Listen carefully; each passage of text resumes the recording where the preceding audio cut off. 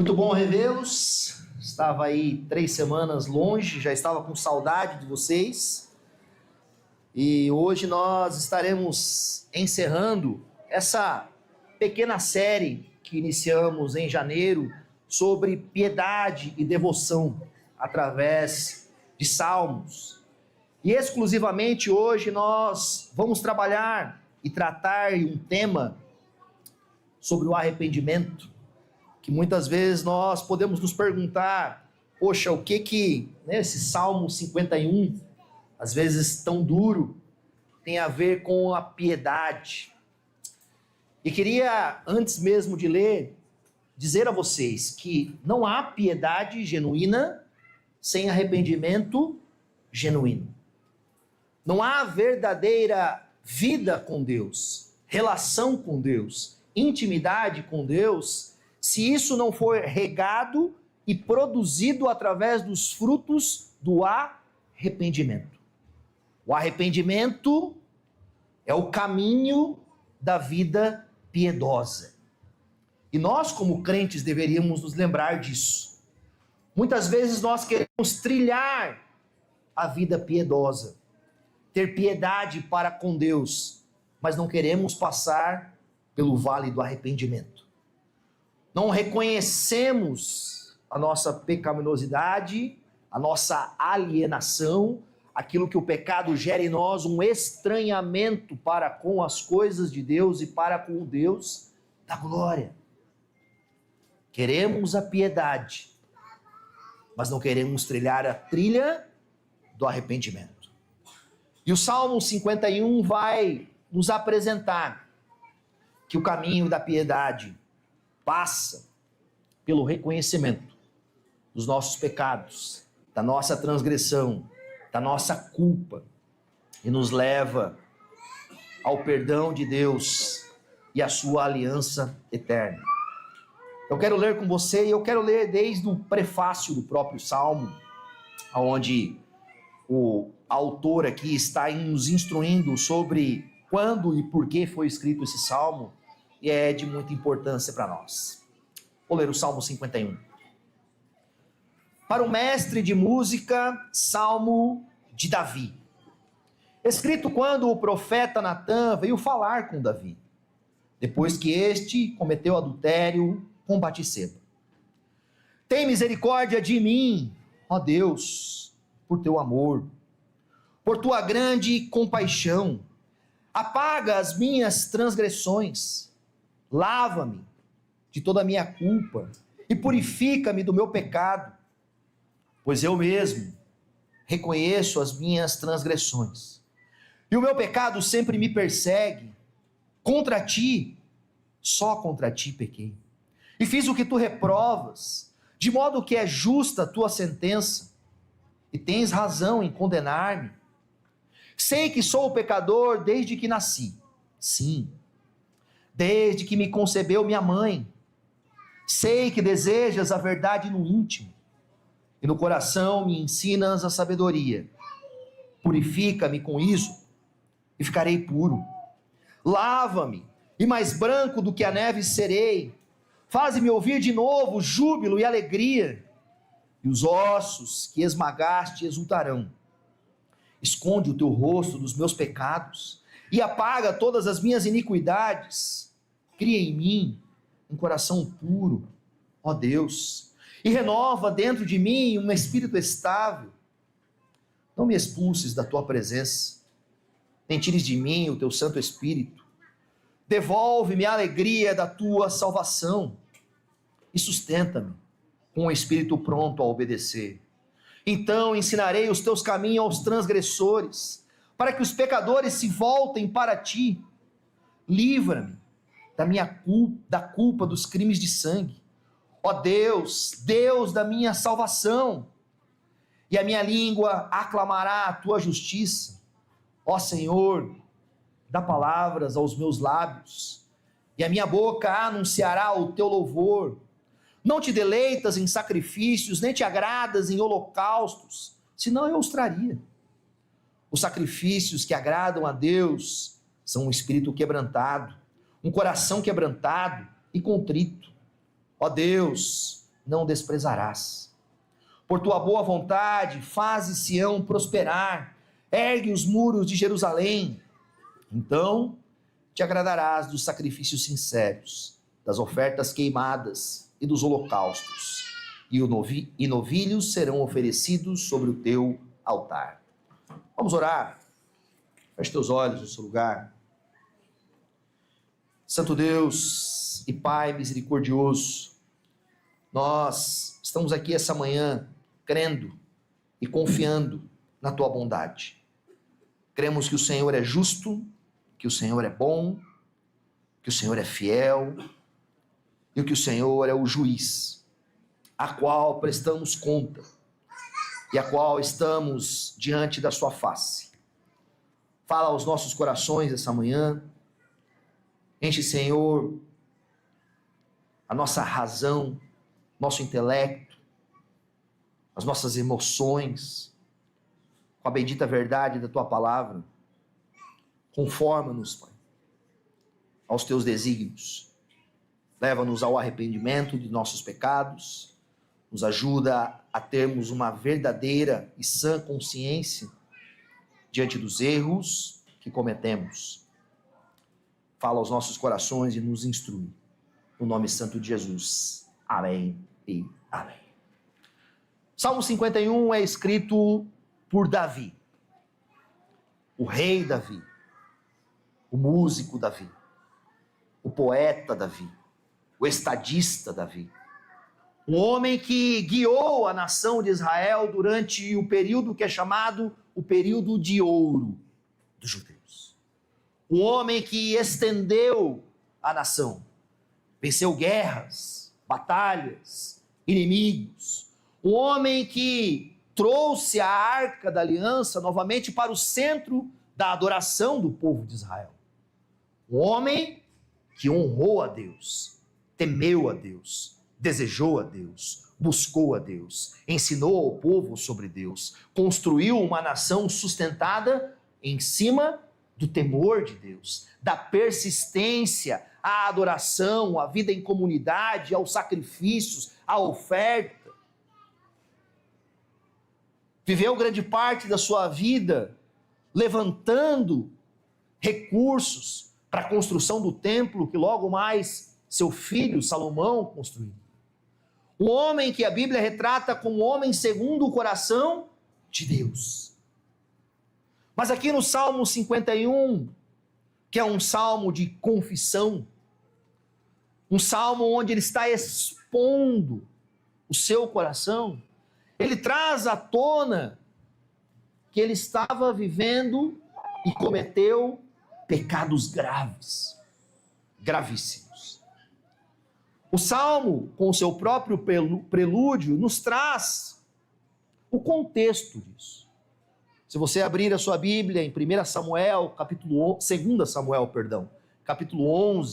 e capítulo 12, você vai ter o contexto dessa realidade. A Bíblia vai nos informar sem rodeios como foi o pecado de Davi. É interessante que às vezes nós criamos uma ideia utópica sobre a Escritura, de que os seus personagens são tidos como homens infalíveis, inerrantes, e a Bíblia não nos apresenta isso. A Bíblia apresenta de forma transparente, lúcida e clara os erros dos personagens que o próprio Deus utilizou. Mas também nos apresenta de forma lúcida e clara como que esses erros foram tratados. O Salmo 51 não é apenas uma experiência isolada de Davi. O Salmo 51 foi escrito por Davi, inspirado pelo Espírito Santo, para contar, obviamente, a forma com que ele veio ao arrependimento, mas para que isso seja uma instrução, seja um caminho, seja um modelo, para que o povo de Deus, ao se deparar com o pecado, com a transgressão, e preste atenção que essa talvez seja uma parte muito importante do sermão de hoje, com a consciência culpada, saiba o que fazer. Um dos maiores problemas da nossa sociedade atual é não saber o que fazer com a consciência culpada.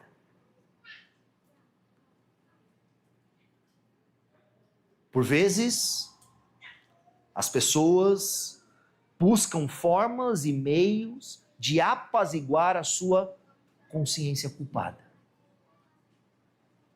Buscam meios ilícitos,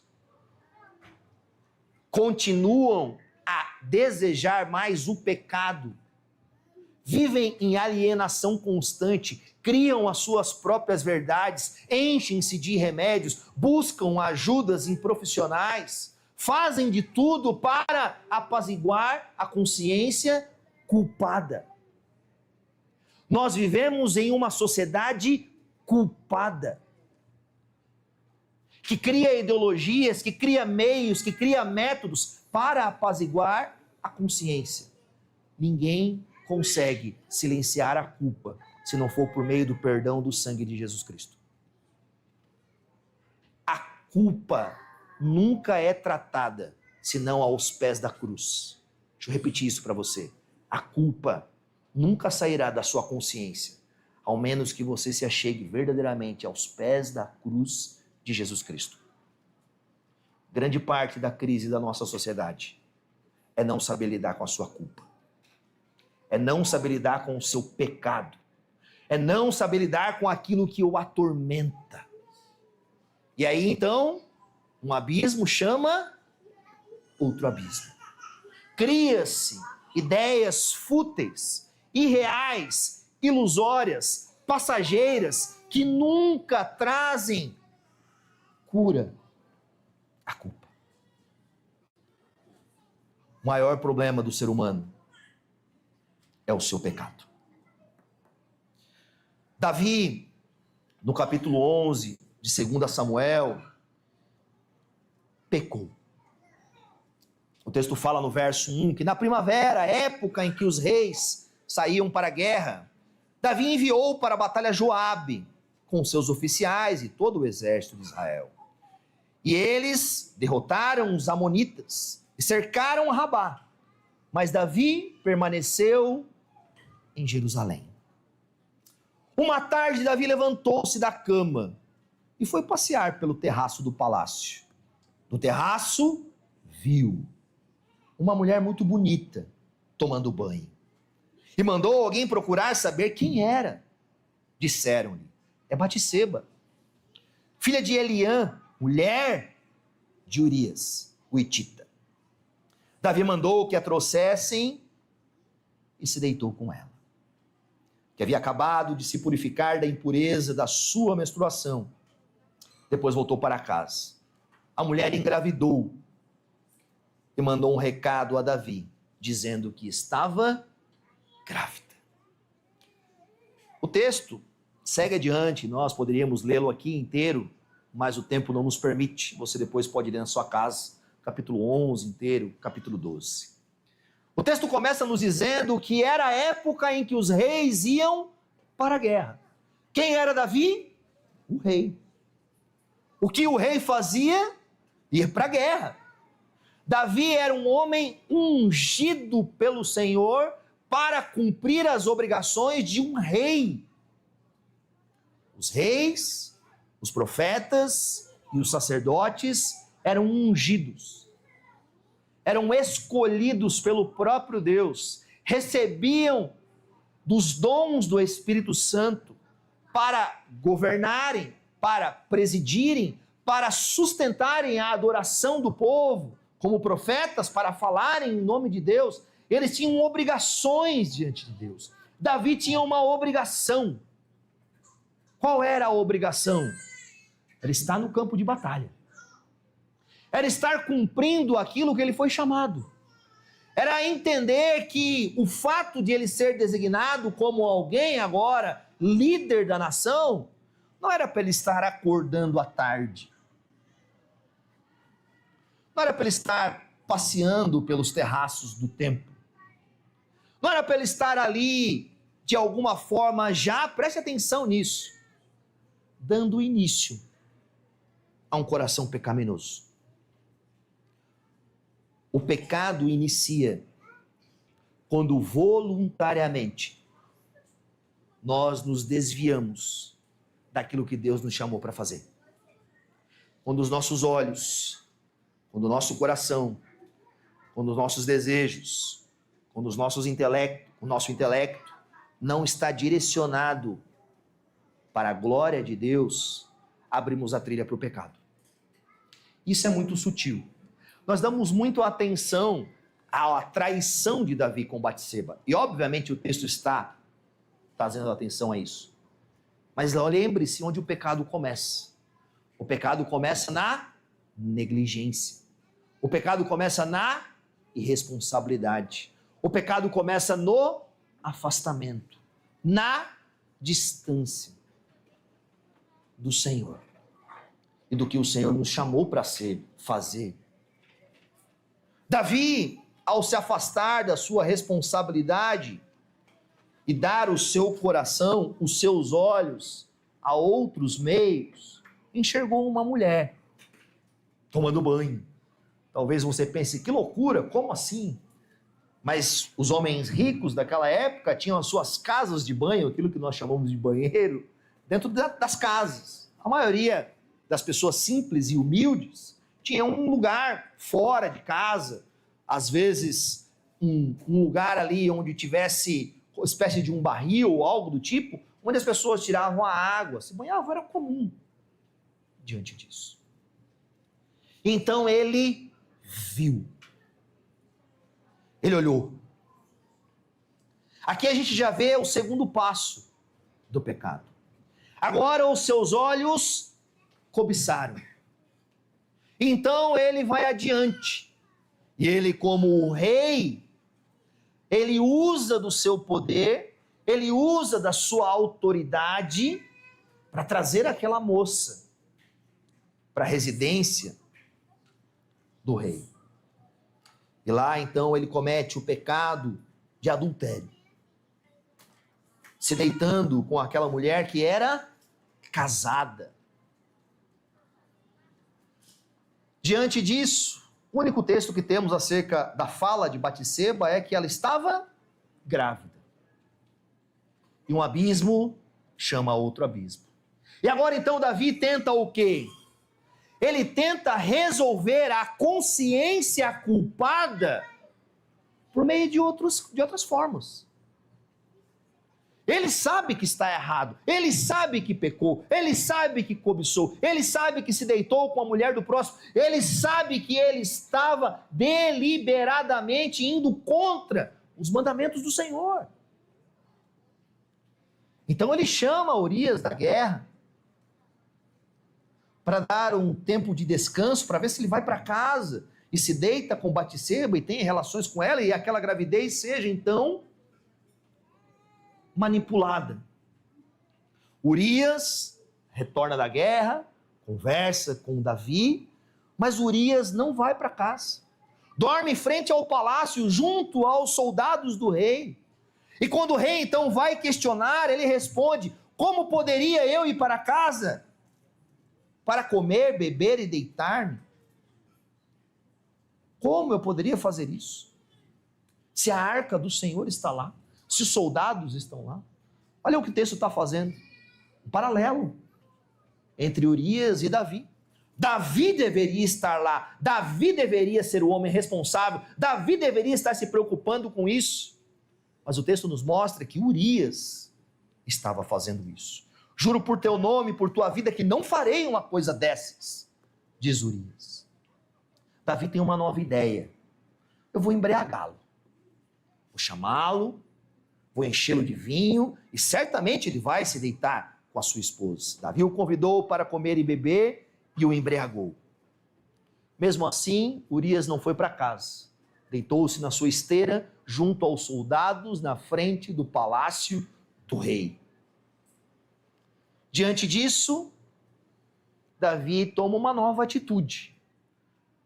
Envia novamente Urias para a guerra, com uma carta que ele mesmo leva, escrita para que o líder do exército, Joabe, que está lá, coloque Urias na linha de frente, para que ele morra. O texto nos fala, Ponha Urias na linha de frente e deixe onde o combate estiver mais violento, para que ele seja ferido e morra. O que acontece? Ele morre. E talvez a consciência culpada de Davi, gerada agora por vários e vários enganos, esteja dizendo para ele que ele conseguiu resolver o problema, criando outro problema. Será? Passado o período de luto de Batseba, Davi chama aquela mulher, casa-se com ele, nasce um filho e parece que está tudo bem. Parece que a vida seguiu, mas não. Não aos olhos do Senhor. O final do capítulo 11, a última frase diz: mas o que Davi fez desagradou ao Senhor.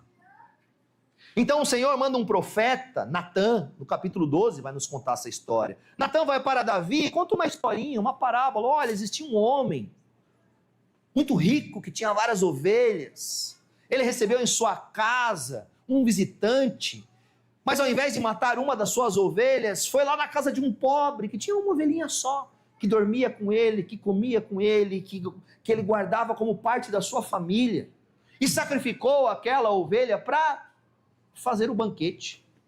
Davi se revolta com essa história. Quem é esse homem? Deverá pagar 4 vezes o preço da cordeira, porquanto agiu sem misericórdia.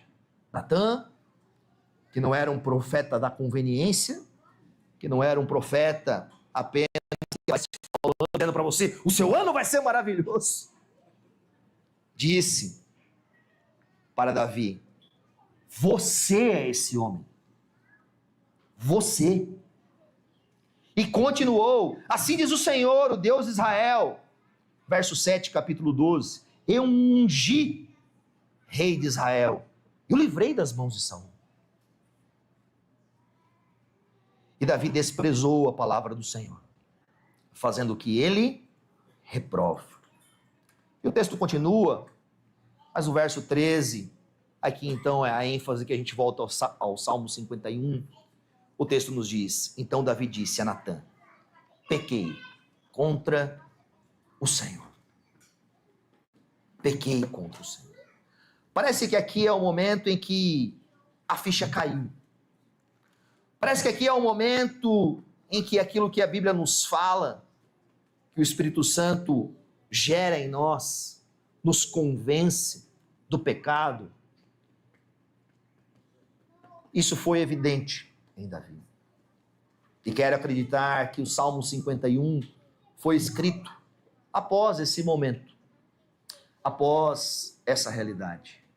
É interessante que Davi fala que aquele homem que fez isso com aquela cordeirinha devia pagar 4 vezes mais. Talvez a gente não associe isso à vida de Davi, mas Davi pagou 4 vezes. O filho com Batseba morreu na infância, pequeno, talvez com menos de 1 ano.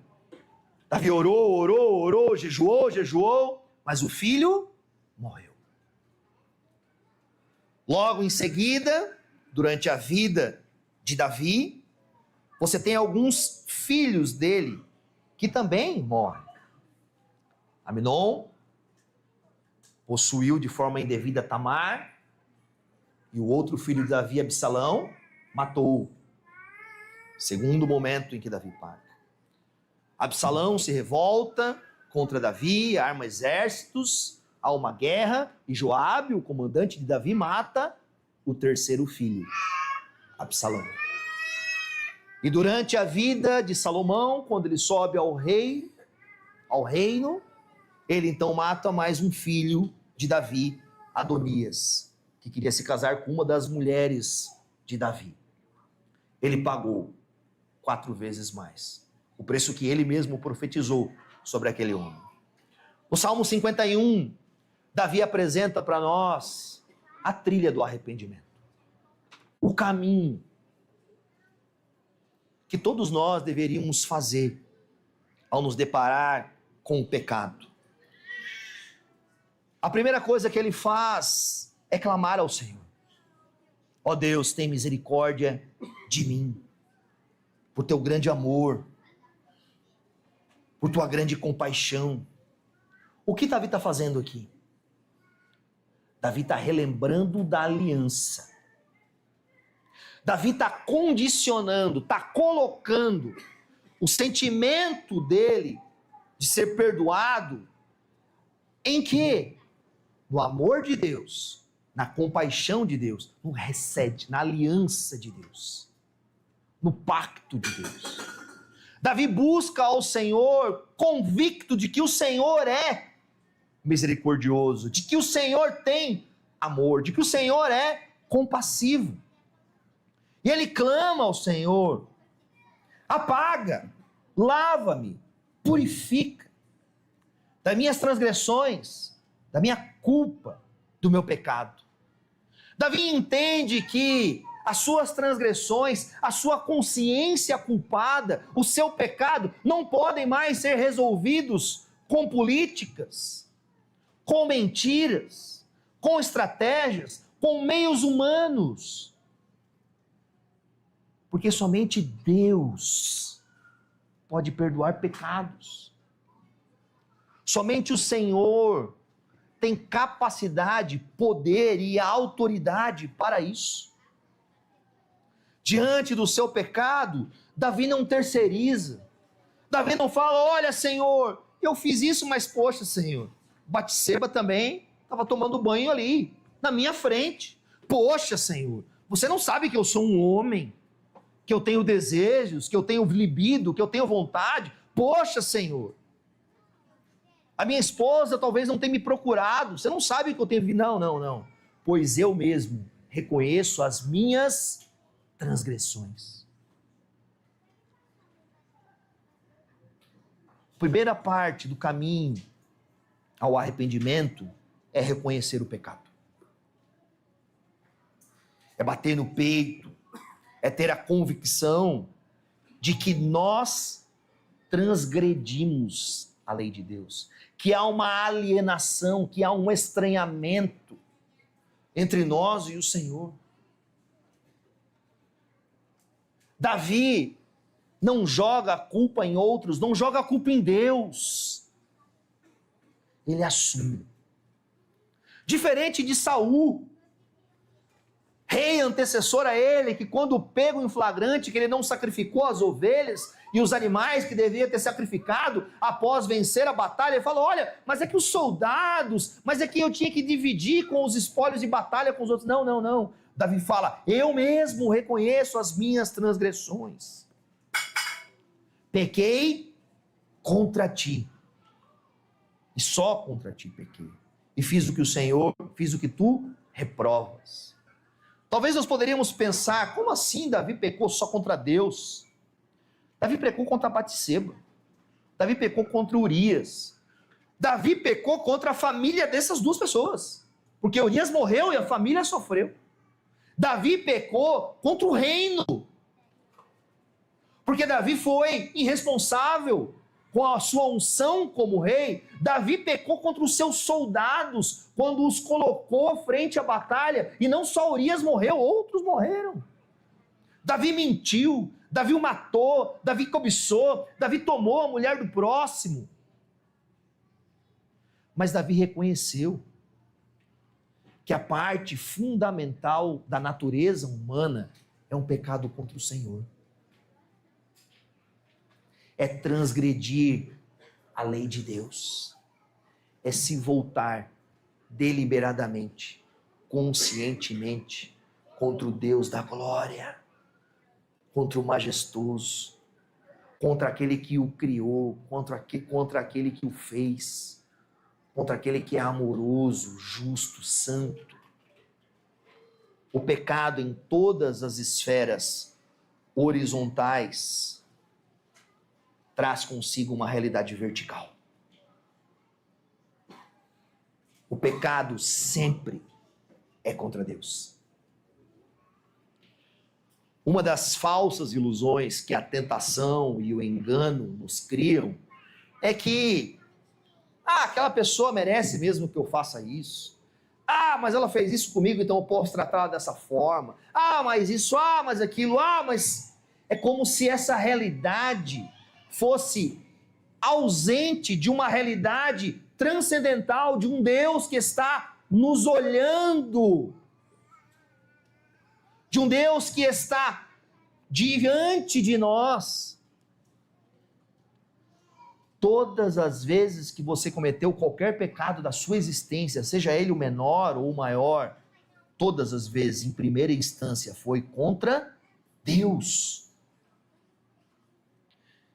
E enquanto nós não reconhecemos isso, não há arrependimento. Enquanto nós acharmos que a esfera de responsabilidade do nosso pecado é apenas em relação à minha esposa, ao meu filho, ao meu patrão, a isso, aquilo, aquilo outro, a gente vai passando um pano, vai ali, faz isso, faz aquilo outro. Enquanto não houver em nós uma clara convicção de que estamos corondeu diante do Deus eterno e que nós, por amarmos Ele, odiamos o pecado. Não há genuíno amor a Deus se não há temor diante da santa lei, diante da pureza do eterno. Se você diz que ama verdadeiramente a Deus, mas não está nem aí para suas atitudes, você é um mentiroso, é um hipócrita, é um pagão. Aqueles que me amam obedecem aos meus mandamentos. O temor do Senhor é o princípio da sabedoria. Aqueles que não temem ao Senhor são insensatos. Davi cai em si e se lembra que pecou contra Deus. E que é justa a sentença de Deus, e Deus tem razão em condenar ele. Sabe, meu caro amigo, Deus não é injusto em te condenar. Uma das maiores blasfêmias, guarda isso, né, na sua caixa temporal teológica. Uma das maiores blasfêmias contra Deus é dizer que Deus é injusto. Uma das maiores blasfêmias contra Deus é dizer que Deus é injusto. E nós temos dificuldade com isso, né? Romanos 9, Paulo, ao falar da eleição, diz: acaso Deus é injusto?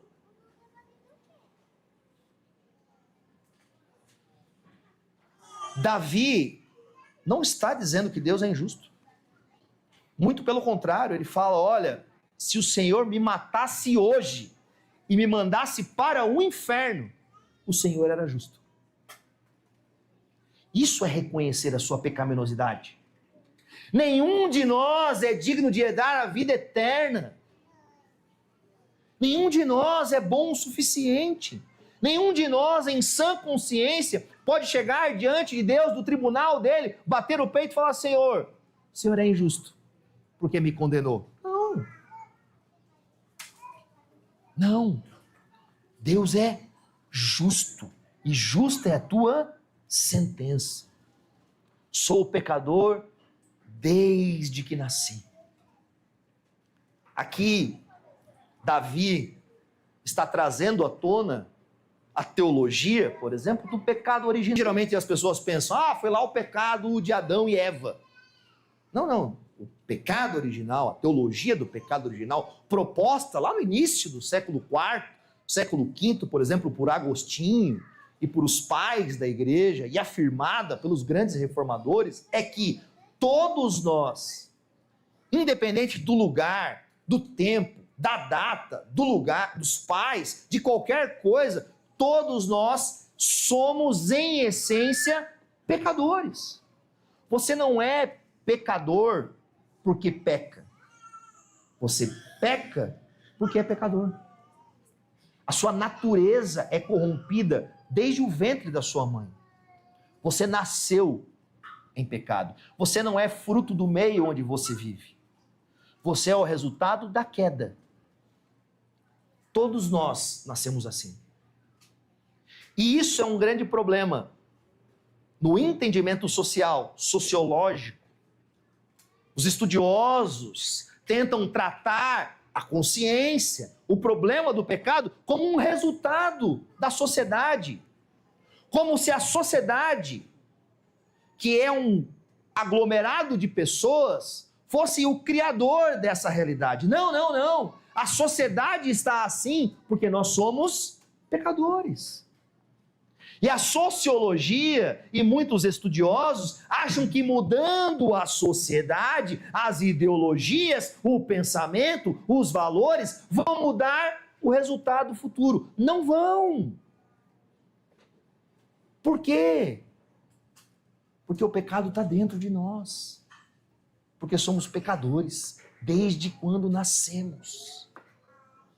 Sabe, Davi está olhando para si, confessando o seu pecado atual, mas reconhecendo a sua natureza pecaminosa. Não há arrependimento genuíno se nós não olharmos para a nossa realidade e percebermos que desastre que somos. Quem nos separará dessa carne, como o apóstolo Paulo vai dizer? O bem que eu quero fazer eu não faço, o mal que eu não quero é o que eu acabo fazendo. Maldito homem que sou!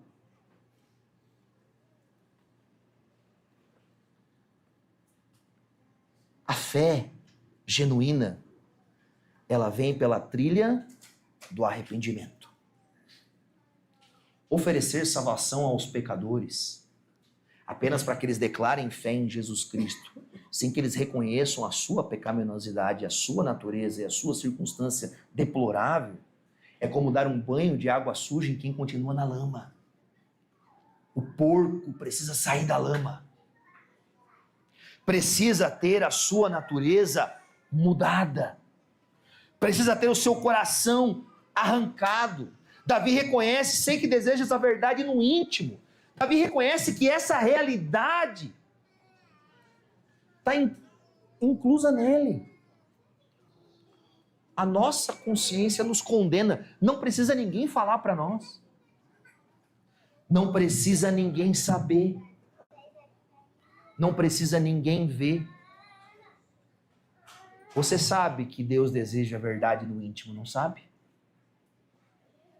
Você sabe. Davi reconhece, Davi fala, eu sei.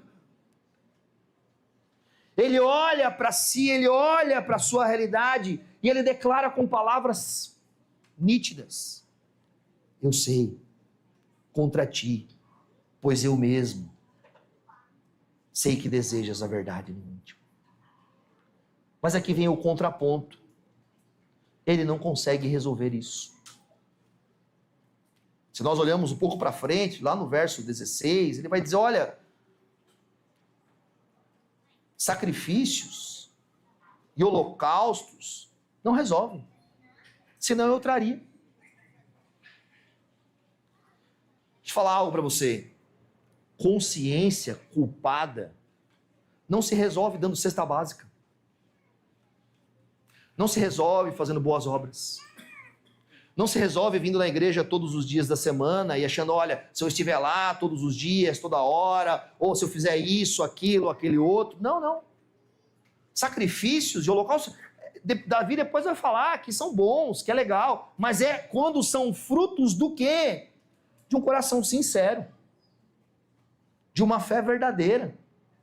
Não como um meio de troca.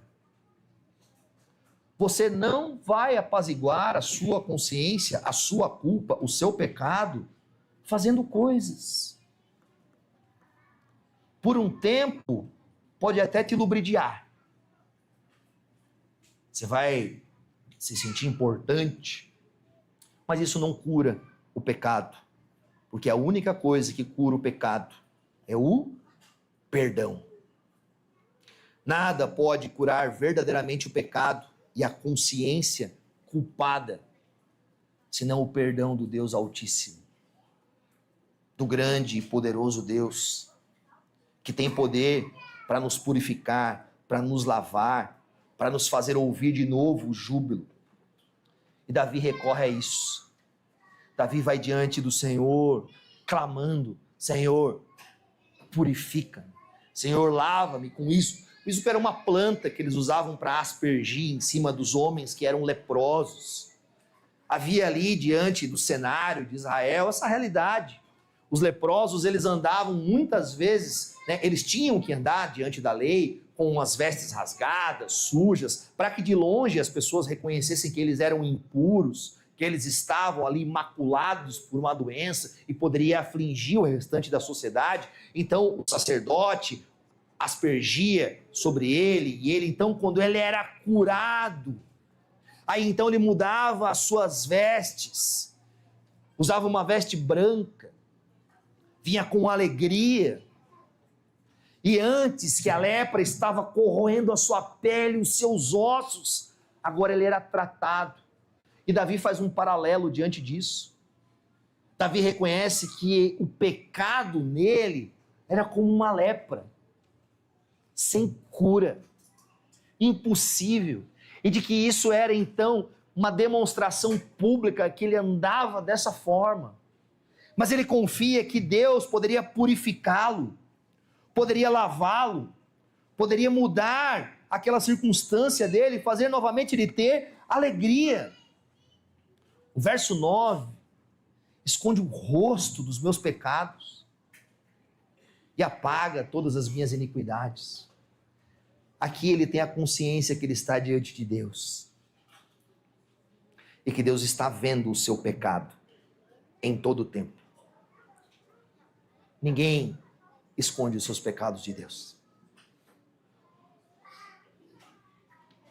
Mas Deus, por sua misericórdia, pode nos lavar, nos purificar e olhar para nós, não como se ele esquecesse e ele não tivesse mais consciência do nosso pecado, mas nos lavar e nos purificar de tal forma que é como se ele olhasse agora para nós e não enxergasse mais os pecados.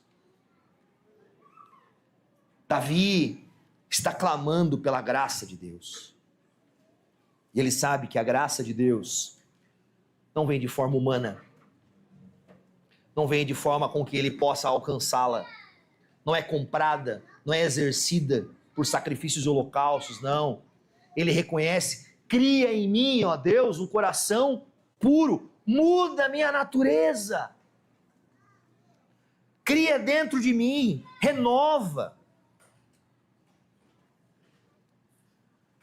O arrependimento, ele é resultado de um milagre divino.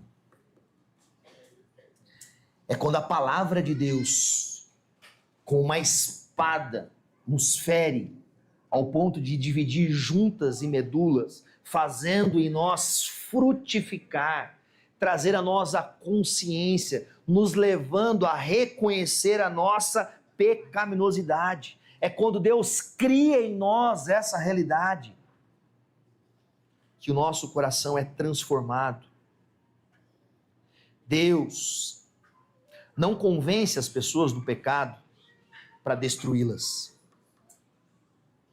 Deus convence as pessoas do pecado para perdoá-las, para apaziguar a consciência delas, restaurar uma relação que estava desarmoniosa. Quando Deus traz à tona os seus pecados, quando Deus expõe a sua maledicência, quando Deus te leva à vergonha diante das suas atitudes, não tenha medo do Senhor. Porque quando Ele nos lança a nossa própria sorte, nós continuaremos ao pecado até a morte. Quando Deus não interfere na nossa natureza, e quando nós endurecemos o nosso coração ao ponto de não querermos, então, o Senhor, e nós somos lançados, como a Bíblia fala, deixados ao nosso próprio bem-querer. E quando os homens são deixados à sua própria vontade, eles nunca cumprem a vontade de Deus. Ninguém deseja a Deus. Não há nenhum justo sequer, não há ninguém que faça o bem. Essas são as palavras reais sobre a condição do ser humano. Deus não compromete a sua justiça. Deus a exerce, seja através do seu Filho para nos perdoar, seja através de nos deixar na nossa própria sorte. Davi clama ao Senhor: não me expulse da sua presença, não tire de mim o teu Santo Espírito. E aqui, por vezes, algumas pessoas têm um entendimento equivocado, como se Davi tivesse medo de perder a salvação ou algo disso. Não. Obviamente, como teólogo, eu já predisponho o que a Bíblia fala num enredo total, mas olha o contexto. Davi é um predecessor de quem? Saul. Saul, quando pecou e não se arrependeu do Senhor, o que o Senhor fez? O Senhor tirou a unção do Espírito Santo de rei sobre Saul. A partir daquele momento, Saul só teve equívocos e erros no seu reinado, ao ponto de morrer em batalha. No Antigo Testamento, havia unções específicas para profeta, sacerdote e rei, e a gente vai ver lá em Moisés também que Deus derramou sobre os artesãos e aquelas pessoas que criaram lá a tenda, dons para que eles fizessem isso. Quando Davi está orando aqui, pedindo ao Senhor para que o Senhor não tires dele o Espírito, Davi está olhando em relação a essa realidade. Porque Davi sabe da sua responsabilidade como rei. O verso 19 e o verso 18 vai lembrar disso. Por tua boa vontade fazes Sião prosperar, ergue os muros de Jerusalém. Porque se ele, como rei, sofresse a punição total da retirada da unção dele, como ele deveria ser responsável por Israel, Israel sofreria com isso. Davi está lembrando do que aconteceu com Saul, das guerras que eles perderam, do que aconteceu com ele. E ele clama ao Senhor para que o Senhor não tire isso dele. Clama ao Senhor: devolve-me a alegria da tua salvação. Todas as vezes que vivemos deliberadamente em pecado, a alegria da salvação se dissipa. Não há alegria genuína de relação com Deus quando genuinamente você se entrega ao pecado e acha que isso é normal. Você não pode mudar essa circunstância sem arrependimento e perdão do Senhor. A alegria de Deus provém do quê? Provém do perdão, da cura, da mudança de uma consciência culpada em uma consciência que reconhece que foi salvo, que é sustentado pelo Senhor. E Davi clama essas verdades. Diante disso, Davi reconhece e traz dentro da sua oração o desejo de ensinar as outras pessoas, de falar aos outros. É muito comum pessoas que não reconhecem seus pecados, não confessam, começam a se afastar da comunhão. Antes eram uma bênção diante dos irmãos, ensinavam, falavam. Agora se tornam distantes, passivos, não desejosos de estar com os outros.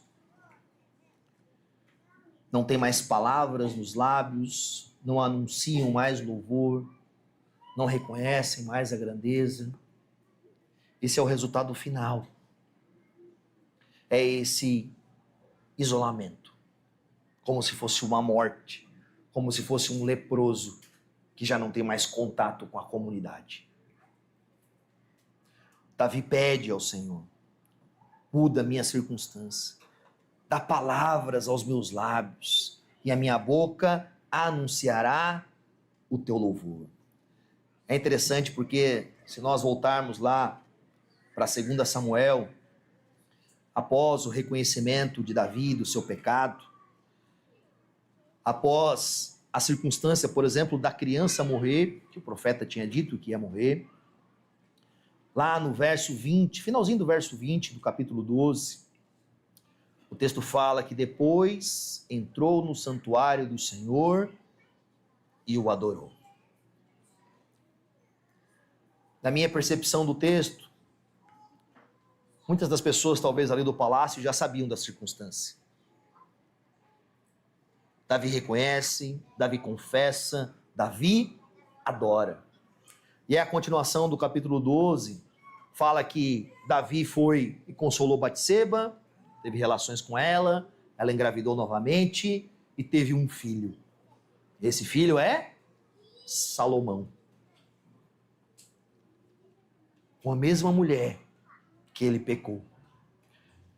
E algo belíssimo no capítulo 12, no verso 24, quando fala do nascimento de Salomão, diz assim, finalzinho do verso, o Senhor o amou.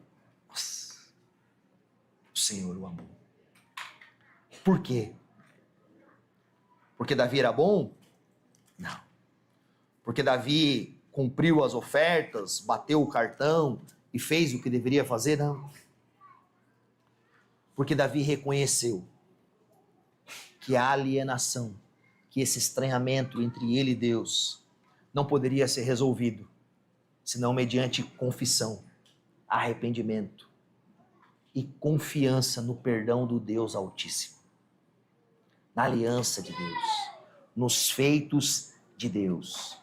O que Davi fez, o que Davi falou, o que Davi sabe, o que ele reconheceu. Você percebe que esse é um caminho que nós todos devemos trilhar. Você, inevitavelmente, precisa se atentar às coisas que você fez.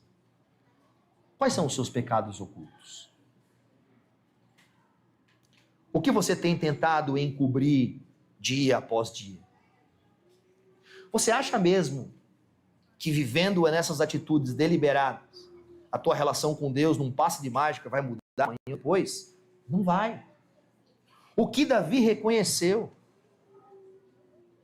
é o que nós precisamos reconhecer. E o que Davi demonstrou é o caminho que nós devemos demonstrar. Lembra quando Pedro está pregando o sermão logo após Pentecostes e várias pessoas se convertem? E as pessoas vêm agora diante de Pedro e falam: o que faremos então? Qual é a resposta de Pedro? Arrependam-se e sejam batizados no nome de Jesus Cristo para perdão dos seus pecados. Essa promessa é para vocês, para os filhos de vocês e para todos aqueles que nele creem. A fé genuína resulta de um arrependimento genuíno. Sem um arrependimento, sem um reconhecimento da nossa incapacidade, a fé pode ser apenas algo falso. E a fé em quê? A fé no Deus misericordioso, que enviou o seu próprio Filho, que não mediu esforços. Um Deus que amou o mundo de tal maneira e deu o seu Filho unigênito, por grande amor, por compaixão. Jesus Cristo é o cumprimento da aliança divina.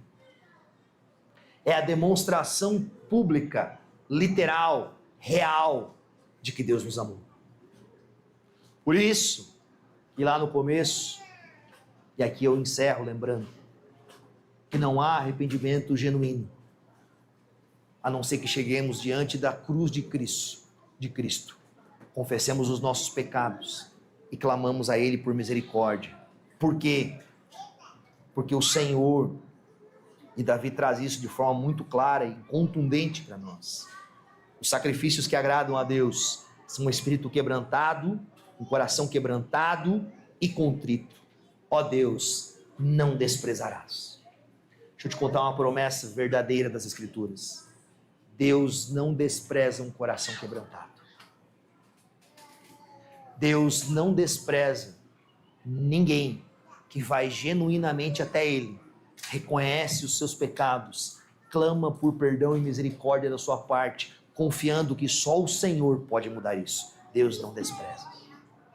Se nessa manhã você confessar os seus pecados ao Senhor e pedir perdão genuinamente pelos seus pecados, o Deus que ouve e vê a tudo pode lhe perdoar, porque Ele é capaz de fazer isso. Feche teus olhos no seu lugar. Queria chamar a banda para vir aqui na frente, mas fique de olhos fechados, deixa eu orar por vocês. Senhor Jesus, nós reconhecemos as nossas transgressões, a nossa culpa e o nosso pecado. Nós reconhecemos que pecamos contra Ti, deliberadamente. Fizemos o que o Senhor reprova, e justa é a Tua ira e a Tua sentença, se hoje mesmo nos condenasse. Mas da mesma forma, clamamos a Ti por perdão, porque cremos que o Senhor é perdoador, misericordioso, pode nos purificar, nos lavar e nos trazer alegria. Esconde o rosto dos nossos pecados e apaga as nossas iniquidades. Cria, Senhor, em nós um coração puro. Renova dentro de nós um espírito estável. Devolve-nos, Senhor, a alegria da Tua salvação. Obrigado, Senhor, por esse meio que o Senhor mesmo estabeleceu para restituir a relação que rompemos com o Senhor. Obrigado, Senhor, pela vida do Teu Filho Jesus Cristo e pela morte sacrificial dele na cruz. Nós reconhecemos que somente através da cruz de Cristo, do Seu sangue derramado, é que podemos ser purificados de todos os nossos pecados. Nessa manhã nós confessamos a Ti, confiando na Tua misericórdia, na Tua aliança, e crendo que o Senhor pode fazer em nós novas coisas.